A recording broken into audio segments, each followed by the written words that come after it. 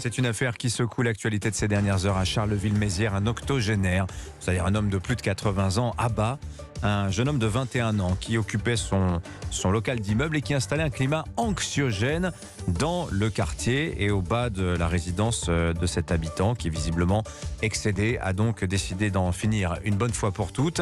Cette affaire pose beaucoup de questions. D'abord sur la vie dans les quartiers, sur aussi l'autodéfense. On sait que c'est un thème qui monte très fort en ce moment dans la société. Eh bien, nous allons en parler avec nos deux éditorialistes, Carole Barjon, grand reporter à l'Obs. Bonjour Carole. Bonjour Dimitri, bonjour à tous. Bienvenue. Et Charlotte Dornelas est aussi avec nous. Bonjour Charlotte. Bonjour Dimitri. Journaliste à Valeurs Actuelles. On aura un mot évidemment aussi on parlera de cette élection d'Éric Ciotti, président des LR. Est-ce qu'il est l'artisan d'un renouveau ou bien liquidateur judiciaire de la droite traditionnelle? On va voir ça. Mais d'abord, cette affaire de Charleville-Mézières. Carole Barjon, ce fait divers quand même nous interpelle. On pourrait presque même aussi mettre l'affaire en parallèle avec aussi ce drame à Besançon, où là ce sont deux jeunes qui ont tué un octogénaire de 80 ans. Déchaînement de violence intergénérationnelle. Ça pose beaucoup de questions, ces affaires. Ce qu'on constate, c'est que au fond, lorsque il y a des problèmes de voisinage qui, deviennent pratiquement des incivilités, puisque ce monsieur de 82 ans, ouvrier à la retraite, se plaignait apparemment depuis 9 ans. Et les jeunes... La victime a 21 ans. La victime qui a 21 ans... Donc tout ça commence quand le gamin a 12 ans, quoi, en fait. Hein. Oui, en gros. Et donc, il y avait eu plusieurs signalements. Il avait déjà été condamné, je crois, pour 2 fois pour outrage et rébellion. Enfin, bref. Et donc, manifestement... rien n'avait vraiment changé. Et ça n'excuse évidemment pas le fait de tuer quelqu'un, parce que c'est quand même un meurtre. Mais voilà, c'est l'exaspération face aux incivilités permanentes et face, au fond, à une certaine forme d'impuissance de la police. Et donc le type, il a pris son fusil, il a tiré. Alors c'est pas brillant. Oui, alors il n'y a pas de réalité juridique, mais le parquet le procureur parle de crime par exaspération, Charlotte Dornelas. Oui, et en fait l'image est extrêmement parlante. En effet, juridiquement, je ne suis pas sûre que ce soit un qualificatif qui tiendra devant le tribunal, qui pourrait être qualifié comme tel. Mais on cerne l'esprit finalement. Mais on cerne exactement l'esprit, et surtout on prend conscience. Vous savez, moi ce genre d'affaires, je me dis à chaque fois, on met le doigt exactement sur ce dont on parle en permanence en disant, vous savez, ils pourrissent la vie des gens dans les quartiers. Mais en fait, c'est ça, pourrir la vie. C'est-à-dire que pendant 9 ans, ça peut potentiellement transformer aussi un honnête homme, parce que lui n'était connu de personne, en meurtrier, puisque en effet, il a tiré sur un homme et il l'a tué. Donc ça le transforme de fait en meurtrier. L'histoire, elle est d'une tristesse, mais totale. En effet, le gamin, il a 21 ans. On apprend que ça fait 9 ans qu'il lui pourrissent la vie. Et c'est pas simplement des incivilités. C'est-à-dire qu'il l'attrape, il lui tire dessus, il l'empêche de rentrer chez lui. Il lui tire dessus, il l'attrape, quoi. Il l'empêche de rentrer chez lui, il lui crache dessus, il l'insulte. Ça fume dans le hall en bas. Ça boit, ça fume dans le hall. C'est des odeurs de cannabis en permanence. Alors, j'ai lu, pareil, à la fois les dépêches, les différents articles. Les gens ont l'air de s'étonner que les policiers, qui en effet, notamment locaux, qui étaient appelés et qui passaient de temps en temps, que ce jeune homme ne soit pas connu pour infraction sur les stupéfiants. Mais il faut être extrêmement naïf pour penser que la police, aujourd'hui, peut s'occuper des gens qui fument du cannabis chez eux. C'est-à-dire qu'on est loin de ça. Ils sont déjà débordés avec des choses infiniment plus dangereuses, on va dire, pour la société elle-même. Et évidemment que ces gamins-là sont dans une impunité totale. Ils voient passer, en effet, ils pourrissent la vie de tout le monde. Cet homme se plaint, il leur dit, il y a les bailleurs de l'immeuble qui sont tenus au courant, les policiers qui passent régulièrement. Il a en effet 2 outrages et rébellions à son actif. Et évidemment, ça ne l'arrête pas un quart de seconde. Et on apprend que ça fait 9 ans que ça dure. Franchement, c'est triste à mourir, parce que cet homme est... Moi, je suis d'accord. C'est triste, mais malheureusement, c'est très banal. Et c'est ça qui est inquiétant, en fait. C'est qu'il y a une forme de banalisation. C'est-à-dire ce genre de situation. Ça fait des années qu'on entend parler de ce genre de choses. L'issue extrême, c'est-à-dire ça se résout par les armes avec un mort, ça c'est exceptionnel. Mais en revanche, la situation est d'une triste banalité. Oui, absolument. Les incivilités, ça fait des années qu'on en parle. Et ça comprend aussi parfois une forme de harcèlement qui n'est pas forcément volontaire, je veux dire. mais de jeunes ou de personnes qui se comportent mal, qui ne font pas attention aux autres, et effectivement, qui passent leur temps à, au fond, pourrir la vie quotidienne des habitants parce que leurs habitudes de vie sont pas les mêmes, parce qu'ils font du bruit, parce qu'ils ne respectent pas, etc.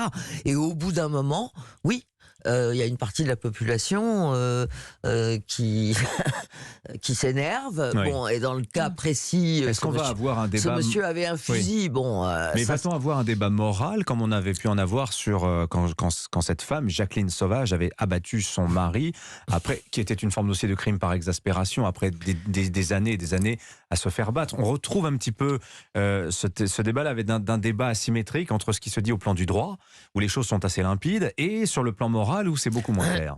Mais non, mais c'est marrant, c'est pas du tout drôle, mais Oui. j'ai pensé exactement à elle quand j'ai entendu le procureur parler de crime par exaspération. En effet, je pense qu'on n'aura pas le même débat, parce qu'il y a pas la même charge, on va dire, qui pèse sur les deux sujets, c'est-à-dire les violences faites aux femmes d'un côté et les femmes qui subissent les violences de leur mari, et ce qui était le cas de Jacqueline Sauvage pendant très longtemps, parce que comment dire, le débat portait sur le fait qu'au moment où elle avait tiré, elle n'était pas en danger immédiat sous les coups de son mari au moment où elle a tiré, et c'est le débat portait donc là-dessus. Est-ce qu'il y a un crime par exaspération dans le temps? Ces avocates avaient quand même parlé de légitime défense différée à l'époque, et donc il y avait eu un débat entre les tribunaux qui la condamnaient et le président de la République, en l'occurrence, qui l'avait gracié partiellement d'abord et totalement ensuite. Et là, est-ce que cette exaspération dans le temps qui pèse avec un état de fait impuissant à protéger cet homme, et on sent par ailleurs qu'il y a une tension de manière générale dans le quartier, hein, le récit que font les policiers de l'arrestation de cet homme avec la foule prête à le lyncher qui brise les vitres pour rentrer dans l'appartement. Oui, parce qu'il faut raconter ça, c'est-à-dire que l'homme s'est replié chez lui, les armes à la main, mettant en joue les forces de l'ordre, les policiers. Ça a été très très très tendu et difficile de le désarmer, et lorsqu'il est parti emmener au commissariat, le quartier s'est vengé sur l'appartement de cet homme. Et le quartier s'est vengé, mais même en présence des policiers. D'ailleurs, bravo à eux, parce que là aussi, vous savez, là aussi on met le doigt sur une réalité très concrète où on dit, oui, les policiers interviennent dans des situations difficiles. Là, la situation difficile, ils sont mis en joue par un homme qui est dans son appartement. On ne sait pas qui il est. C'est deux jeunes policiers, enfin jeunes, j'imagine, j'en sais rien d'ailleurs, mais ils rentrent chez lui, ils sont mis en joue avec une foule rageuse, selon leurs termes, qui est derrière eux. Ils arrivent à l'extraire de son appartement. Enfin, franchement, bravo. Quoi. Oui, enfin, ça pose quand même le problème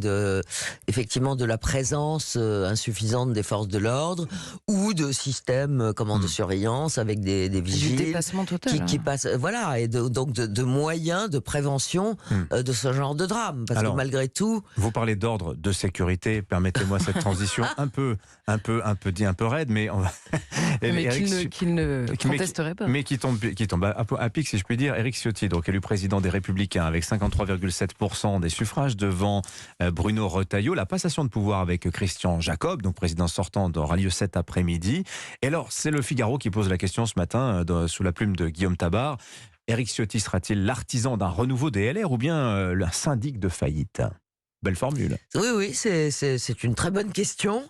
Ce qui est compliqué pour Éric Ciotti, parce qu'il faut quand même partir déjà du résultat de l'élection, c'est qu'il il a obtenu une victoire, oui, nette, mais pas franchement écrasante, compte tenu du fait que, comme on le sait... Mais chez les LR, on en est content. Il était oui, d'accord. Parce qu'on dit ça fait un beau perdant. Non, mais peut-être, mais la vérité, c'est que la victoire de Ciotti n'est pas écrasante, alors qu'il était le grand favori.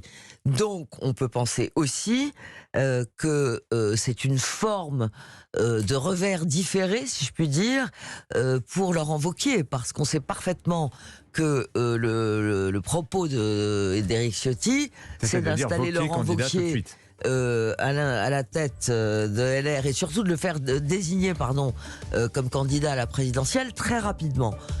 Ce qui n'est pas l'avis des deux autres. Aurélien Pradier, qui était candidat au premier tour, et de Bruno Retailleau. Donc, et à l'inverse, le score de Retailleau, franchement, est très très honorable. Il fait plus de 46%. Donc ça veut dire que Ciotti va devoir composer. Et je pense que ça veut dire, aussi pour la droite, les militants LR, c'est qu'en fait, ils ont probablement voulu que la droite n'abandonne pas un certain nombre de combats pour les valeurs sociétales. Voilà, qu'incarnait Bruno Retailleau en l'occurrence. Oui, Merci. exactement. Merci Carole Barjon, on aura l'occasion d'en reparler. Ça fait 2 semaines de suite qu'on a ce débat un peu tronqué sur les LR. Je sais que ça, vous auriez aimé avoir un peu plus de temps, mais la semaine prochaine, ma chère Carole.